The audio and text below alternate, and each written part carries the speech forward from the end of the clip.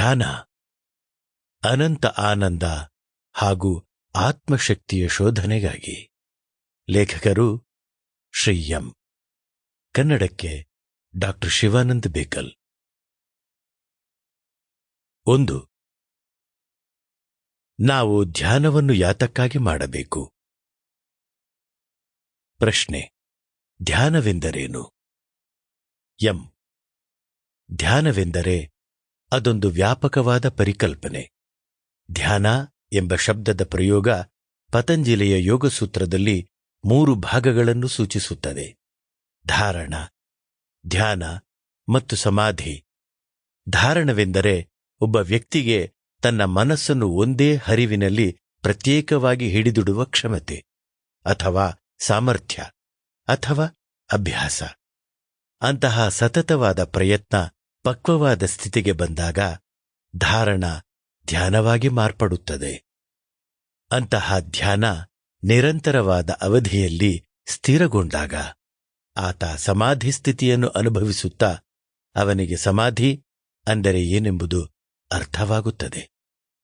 ಬಹುತೇಕ ಸಂದರ್ಭಗಳಲ್ಲಿ ಇಂತಹ ಪ್ರಶ್ನೆಯನ್ನು ಕೇಳಿದಾಗ ಆ ವ್ಯಕ್ತಿ ಅದರ ತಂತ್ರದ ಬಗ್ಗೆ ಕೇಳಿದಂತಾಗುತ್ತದೆ.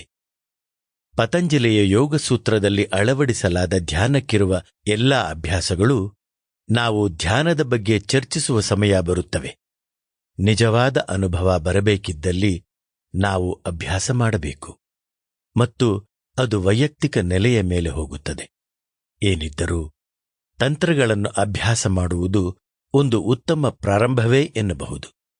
ಒಂದು ದೀರ್ಘಕಾಲೀನ ಸಮಯದವರೆಗಿನ ಈ ನಿರಂತರ ಹಾಗೂ ಸತತ ಅಭ್ಯಾಸವನ್ನು ಪತಂಜಲಿ ನೈರಂತರಾಯಾಭ್ಯಾಸೇನ ಅಂದರೆ ಸತತ ಹಾಗೂ ಅನವರತ ಅಭ್ಯಾಸ ಹಾಗೂ ದೀರ್ಘಕಾಲೇ ಅಂದರೆ ದೀರ್ಘಕಾಲ ಎಂದು ವಿವರಿಸಿದರು.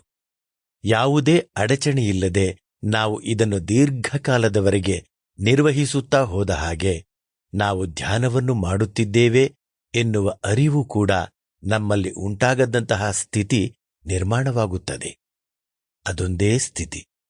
ಅದನ್ನೇ ಧ್ಯಾನವೆಂದು ಕರೆಯುತ್ತೇವೆ.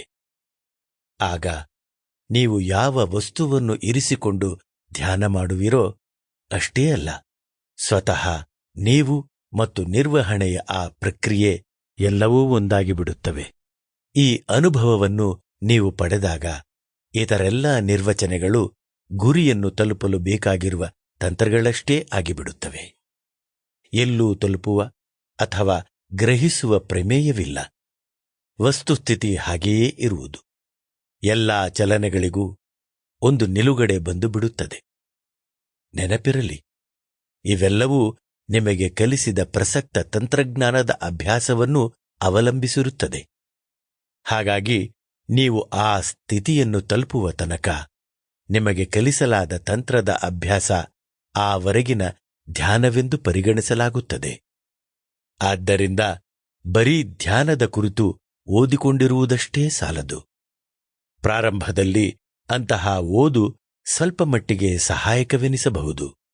ಆದರೆ ಸತತವಾದ ಅಭ್ಯಾಸವನ್ನು ಮಾಡದೆ ಬೇರೆ ವಿಧಿಯಿಲ್ಲ. ಸತತವಾದ ಅಭ್ಯಾಸಕ್ಕೆ ಬಹಳ ಸಮಯ ಬೇಕಾಗುತ್ತದೆ. ಅದುವೇ ದೀರ್ಘಕಾಲೇ ಎನ್ನುವುದರ ಅರ್ಥ. ನೀವು ಧ್ಯಾನದ ಪ್ರಕ್ರಿಯೆಯಲ್ಲಿ ಒಂದು ಹಂತಕ್ಕೆ ತಲುಪಿದಾಗ ಒಂದು ಅದ್ಭುತ ವಿಷಯ ನಡೆಯುತ್ತದೆ.